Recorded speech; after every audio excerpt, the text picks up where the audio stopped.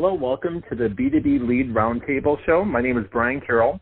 I'm really excited to have Jill Rowley from Social Selling with us today. So Jill Rowley is Chief Evangelist and a startup advisor. I've known Jill for years, and she really grew up with marketing automation and is a modern marketing expert. And so I'm really excited to bring her thoughts and ideas to you. And we're going to talk about social selling. And Jill, can you just tell us a little bit more about your background? Sure, Brian. Thanks for having me today. I'm excited for the discussion. I say I'm a sales professional trapped in a marketer's body. And the reason is of the 13 years that I was in software sales, I sold into marketing for 10 of those years. And so my buyer was marketing.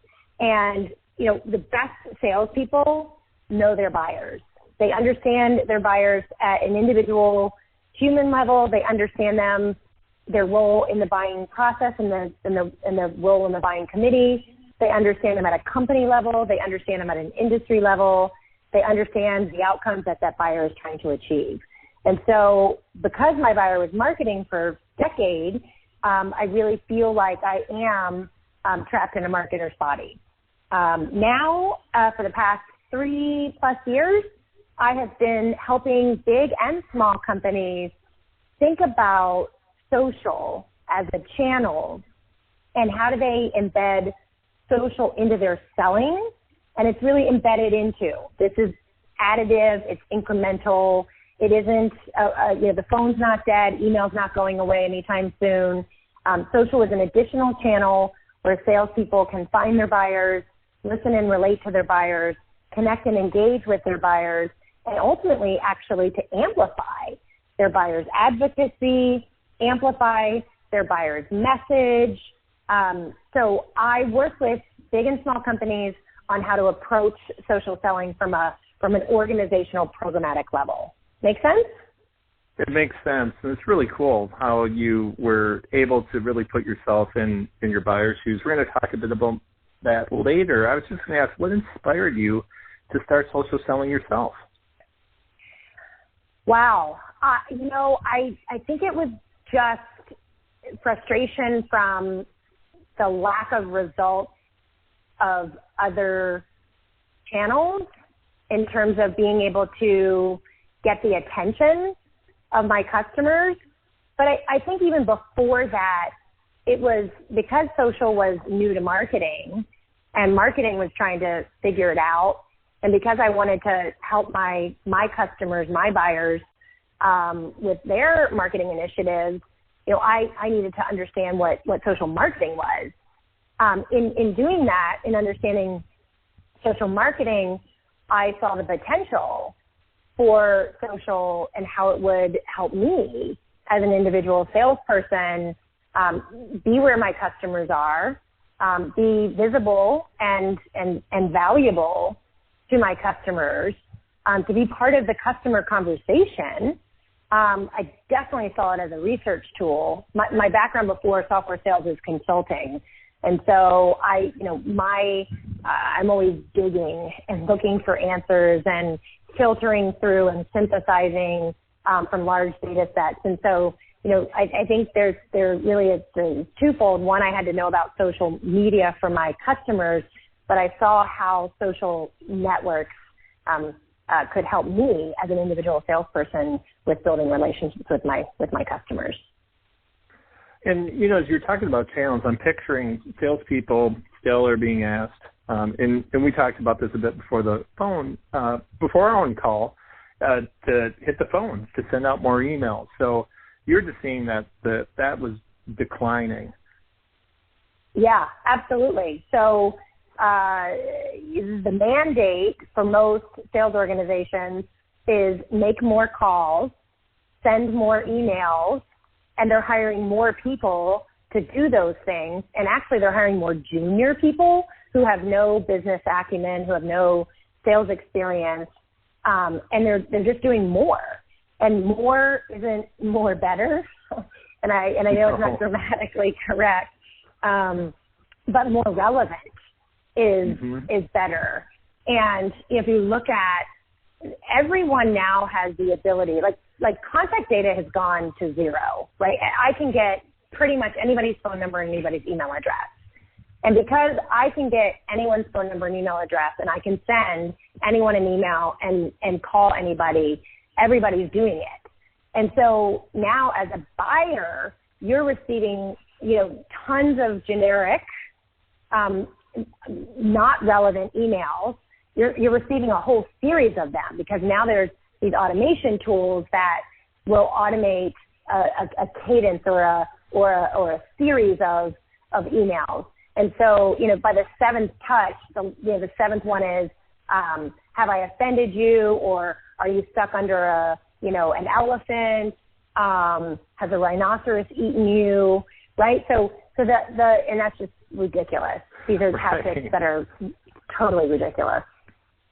Yeah. I'm laughing because I've received these, and it's painful, and it just seems like it's getting worse. It's getting worse because the technology is now getting in the hands of the salespeople, and they're being measured on more. And I think sales leadership really needs to step up, and sales leadership needs to realize and recognize that the buyer has changed more in the past 10 years than the past 100, probably more in the past 5 years than the past 50. And the way that people buy and go about getting information has dramatically changed, and the way that we're selling hasn't. And, it really, we're long overdue for transformation, modernization of the way we sell to map to how people and companies want to buy. And I wanted to ask you, what are some of the social selling mistakes you see marketers and salespeople repeating over and over again? Yeah, and I literally just had this question being interviewed for a Forrester research report on social selling, and the biggest mistake is taking old school tactics and putting them in new school channels.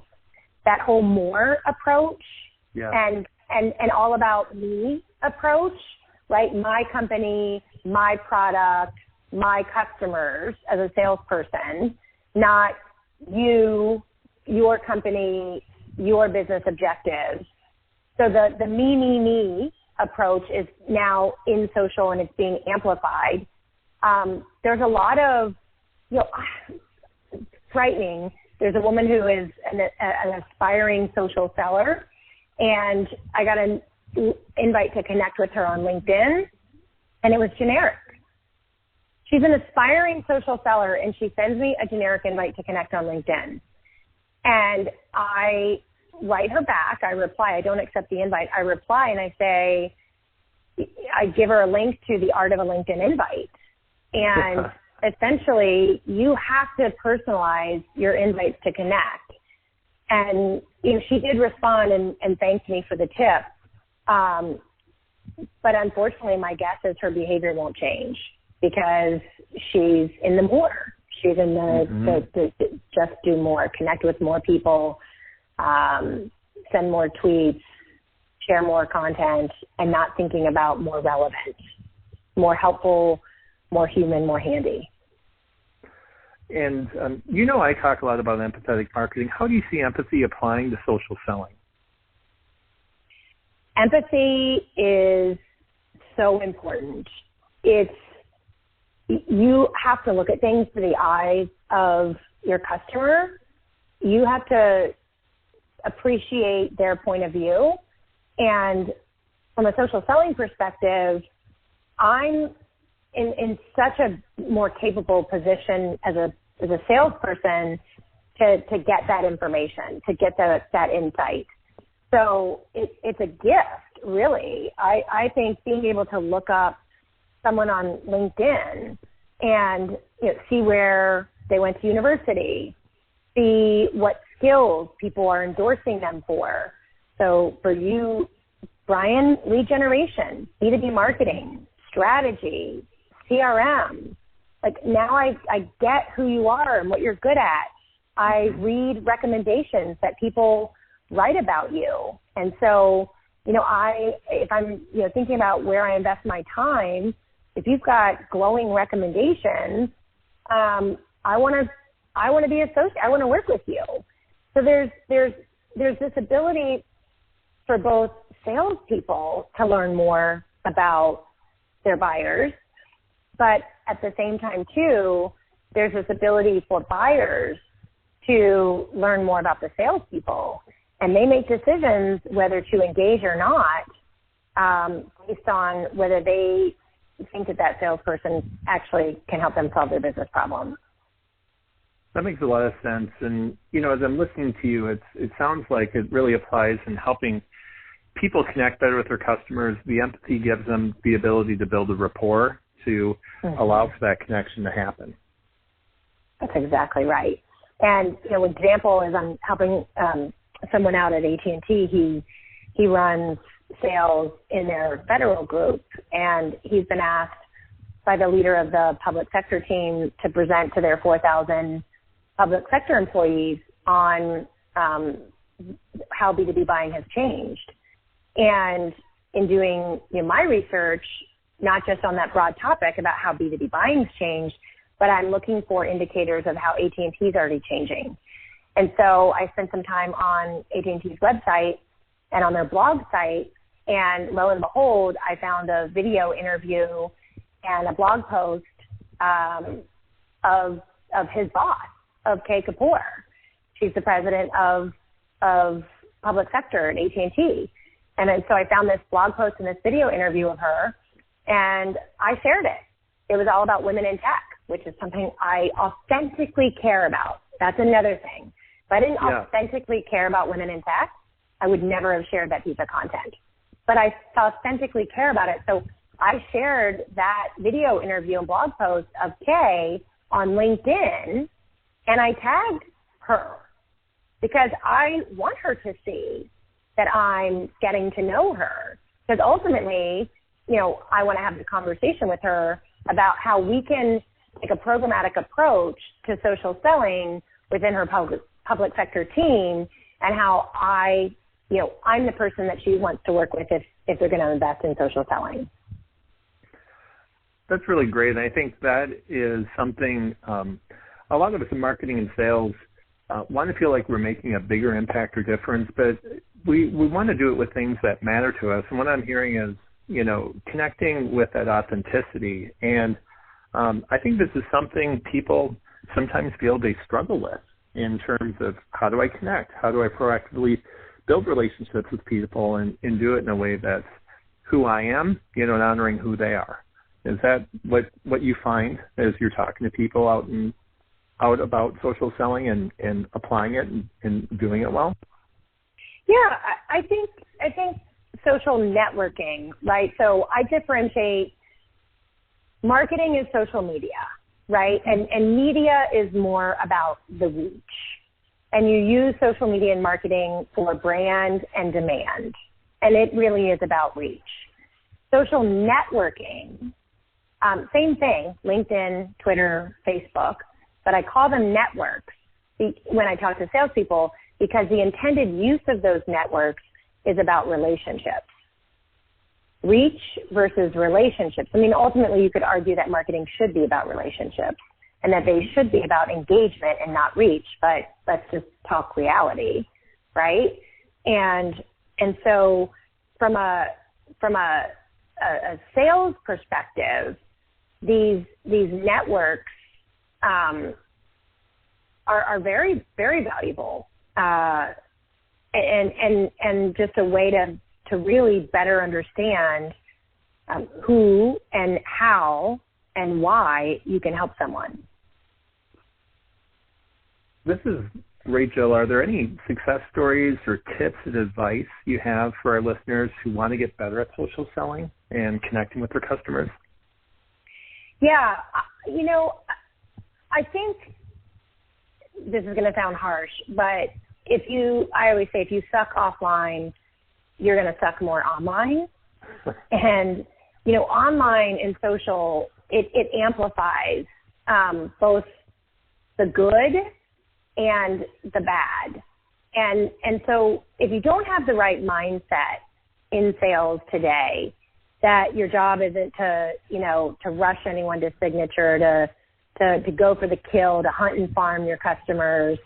If the mindset doesn't come from more of a, you're a facilitator of a journey, that your job is to help the customer solve the problem, achieve the goal, and if it's your product or solution that they need, your help is to facilitate that purchase process.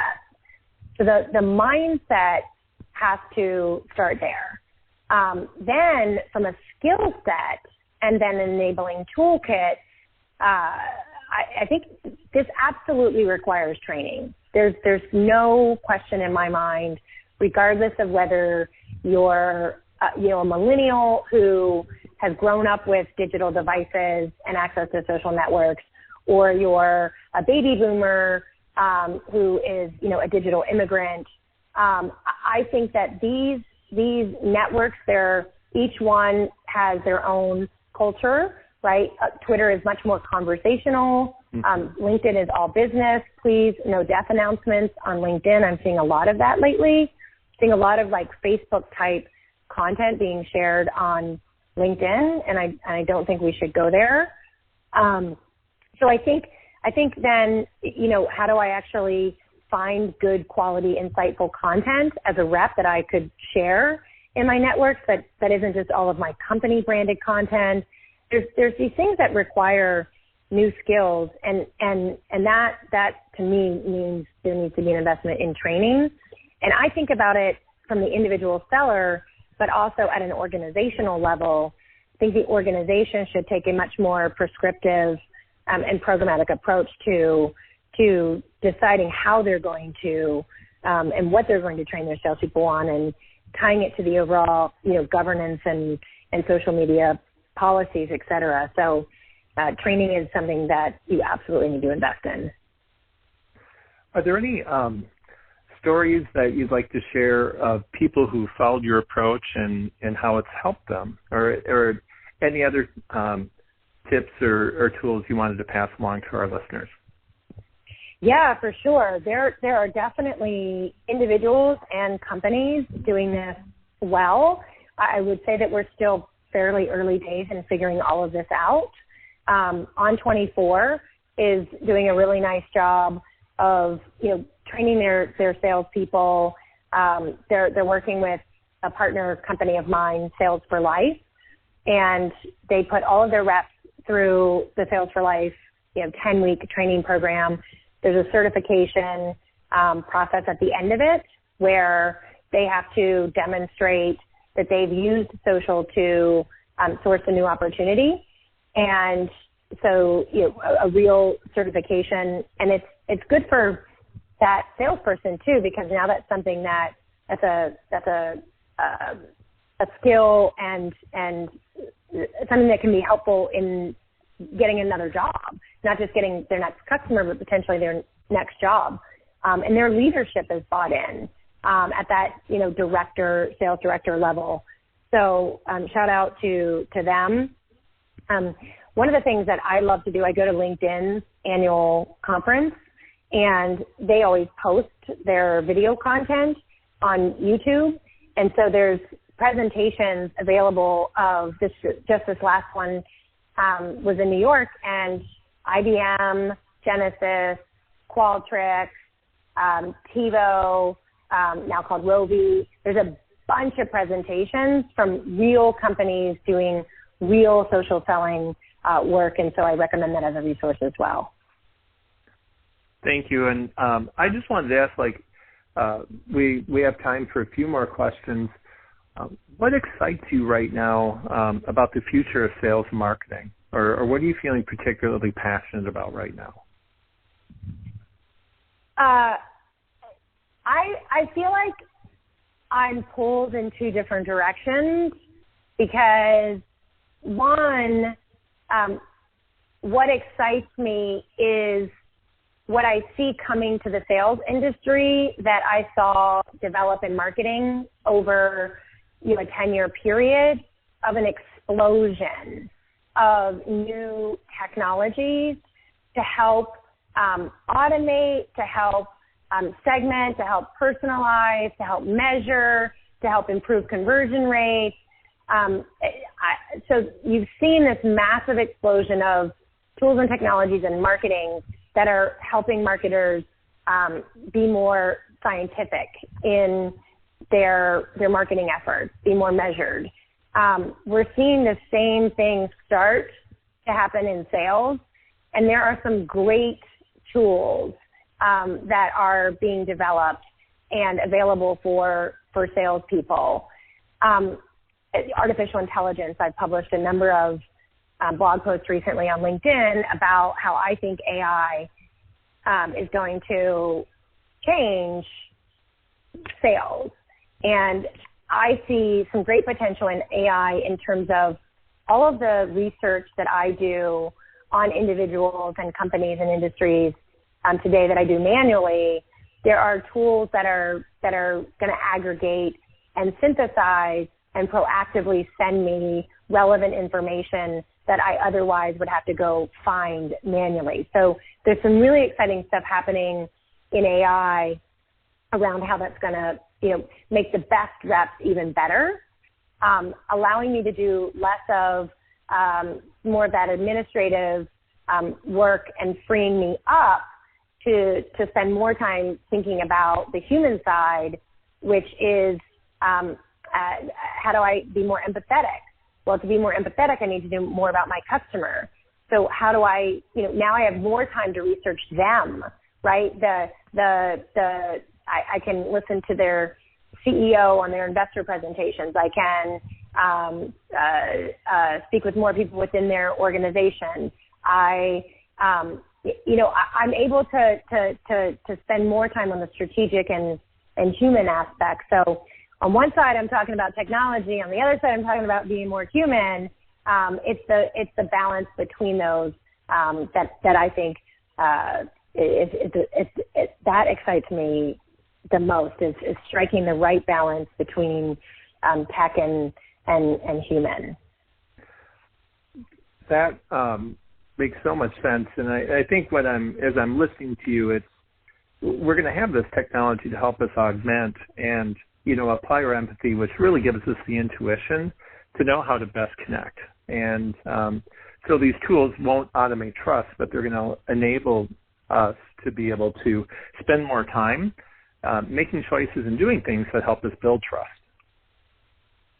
There you go. It is about building the trust and credibility, right? And that to earn your trust, it needs to be about you, not about me. Mutuality matters, right? So there needs to be mutual benefit. But one of the expressions that I love that I learned from, the president at Eloqua was to be interesting, be interested in something other than yourself. And to be interesting to you, Brian, I need to be interested in you, and I need to lead you to me. I shouldn't lead with me. And so, I really think that, I like Tim Sanders' book, which basically says that the best salespeople, they share their knowledge, they share their network, and they show they care. And I think that's really where a lot more of the emphasis needs to be placed in both sales and in marketing and even in product design. So thinking about it through the eyes of the user of the product in customer success and really understanding how to, bring your customer along the journey based on their current state and their desired future state. So anyways, I know I probably just changed the topic on us, but thanks for allowing me to do that. It's great. And Jill, I've really enjoyed listening to you, learning from you. I'm sure our listeners and readers will as well. What's the best way for our readers and listeners to get in touch with you? Sure. The absolute easiest and fastest way to get my attention is on Twitter. My Twitter handle is @Jill_Rowley. _Rowley, ROWLEY. So that's a great way to get my attention. How you do it matters. So I'll leave it to you to think about how exactly you would want to get my attention on Twitter. And then LinkedIn. If you want to invite me to connect on LinkedIn, send a personalized invite. If you're doing it from the mobile app, up in the top right-hand corner of the mobile app, there are 3 little dots. And if you hit those 3 little dots, there's an option to hit personalized invite. If you hit connect, it'll send me the generic invite. And I say generic invites are hashtag social stupid or hashtag just plain lazy, hashtag first impressions matter, hashtag every impression matters. So never, ever, ever, ever, ever send a generic invite to connect to anybody. Personalize it. So those are the 2 best ways to reach me. Jill, thanks again. And we look forward to sharing more of your insights in the future. Thanks, Brian. It was great catching up with you.